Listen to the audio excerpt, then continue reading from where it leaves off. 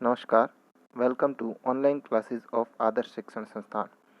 पिछले वीडियो में हमने 6 chapter this is Jody's fawn start किया था, जिसमें हमने पढ़ा कि जॉडी नाम का एक बालक है जिसके पिताजी पेनी को एक रैटल स्नेक काट लेता है और वो उसका जहर निकालने के लिए एक डॉग को मार करके उसके हार्ट और लीवर का प्रयोग करते हैं।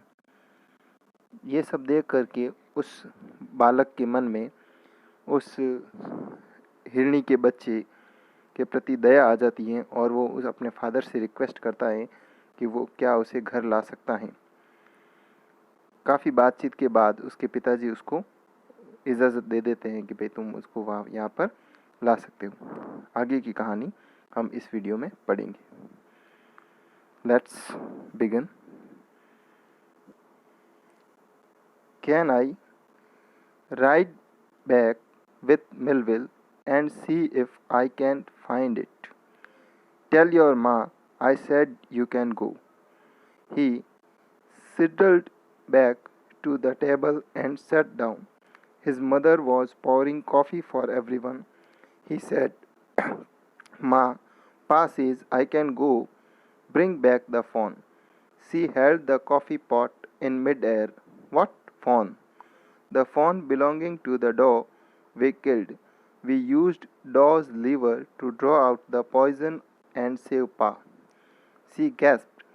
Well, for pity's sake, Pa says it would be ungrateful to leave it to starve. Doc Wilson said, That's right, ma'am. Nothing in the world comes quite free. The boy's right and his daddy's right. Can I ride back with Millville? तो जो Jordi है वो अपने father पेनी से पूछता है, क्या मैं मिलविल के साथ में जा सकता हूँ या मिलविल के पीछे बैठ करके सवारी करके जा सकता हूँ। मिलविल एक घुड़सवार है, एक घोड़ा चलाने वाला है जो उनके साथ ही रहता है। And C if I can find it, और मैं देखूं कि क्या मैं उसको खोज सकता हूं, अर्थात मैं मिलविल के साथ जाऊंगा और उस फ़ोन को खोजने का प्रयास करूंगा। इस पर पेनी कहता है, टेल योर माँ I said you can go, कि अपनी माँ से कहो कि मैंने तुम्हें जाने की परमिशन दी है या मैंने कहा है तुम जा सकते हो। He settled back to the table.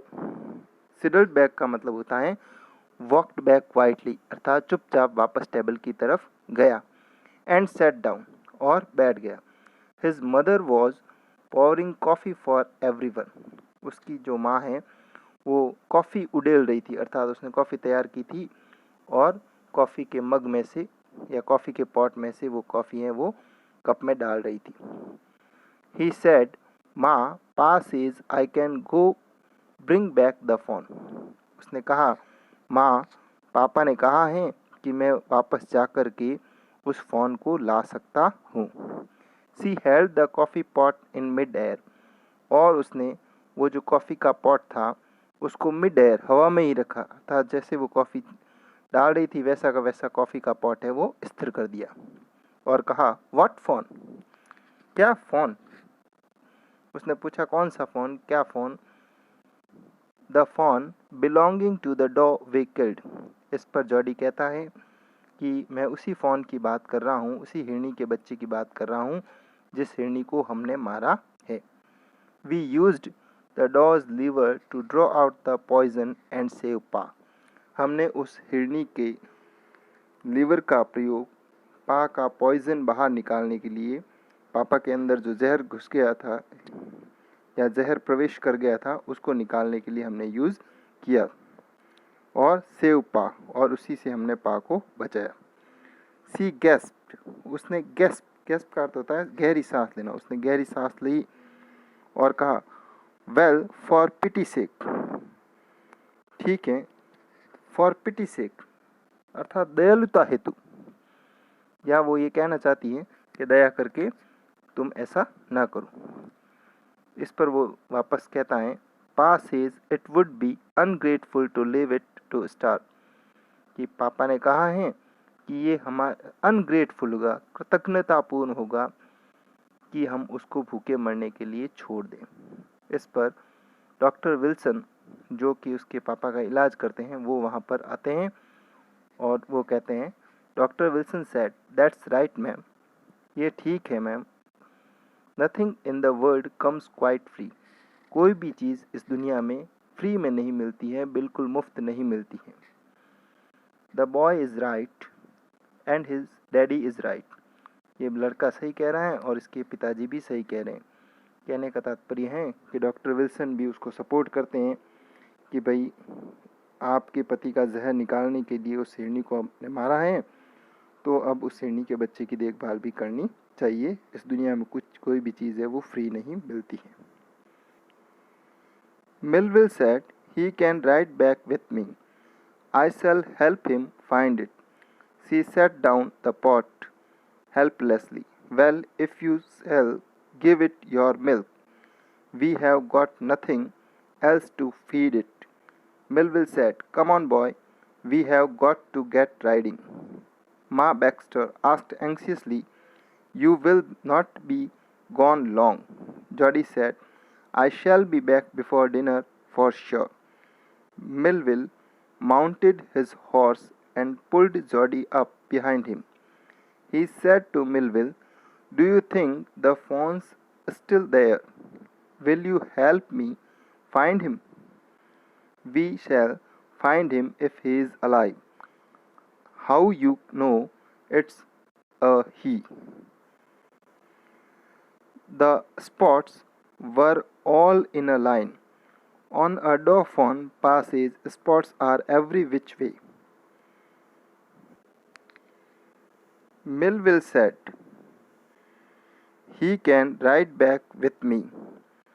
Melville कहता है कि ये मेरे पीछे बैठ करके चल सकता है, अर्थात मैं घुड़सवारी करूँगा तो मेरे पीछे बैठ करके ये चल सकता है। I shall help him find it, और मैं उस फ़ोन को खोजने में इसकी सहायता करूँगा।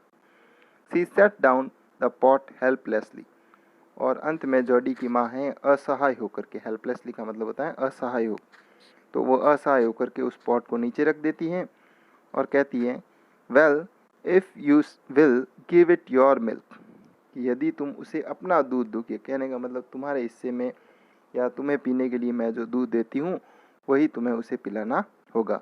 We have got nothing else to feed it, इसके अलावा हमारे पास उसको फीड करने के लिए, उसको भोजन कराने के लिए कुछ भी नहीं है। Melville said, come on boy, we have got to get riding. कि आओ बच्चे, हमें राइडिंग करनी है, हमें घुड़सवारी करनी है। माँ Baxter asked anxiously, you will not be gone long. और उसकी माँ anxiously का मतलब होता है चिंतापूर्वक या चिंतित होते हुए कहती है कि तुम ज़्यादा दूर नहीं जाओगे।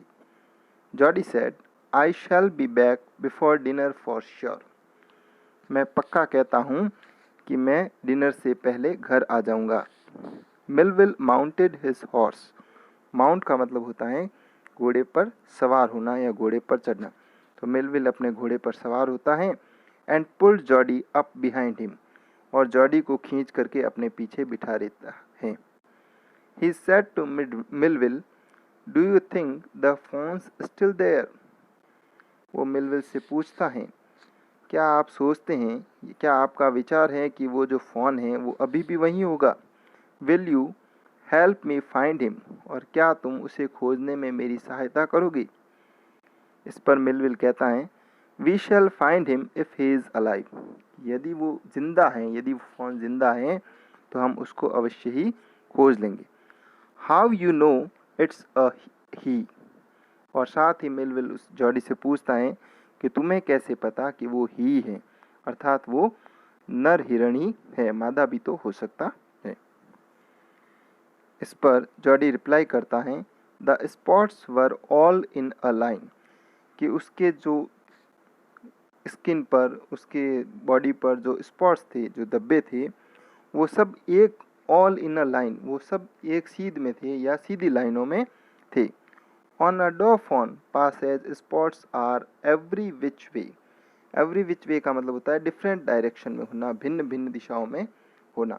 और पा कहते हैं कि जो मादा हिरण होते हैं उनके शरीर पर लगे हुए धब्बे भिन्न भिन्न दिशाओं में होते हैं, एक सीध में नहीं होते हैं। जबकि जो हमने फ़ोन देखा था उसके सारे धब्बे हैं वो एक सीध में थे, इसलिए मैं कह सकता हूँ कि वो नर हिरणी था।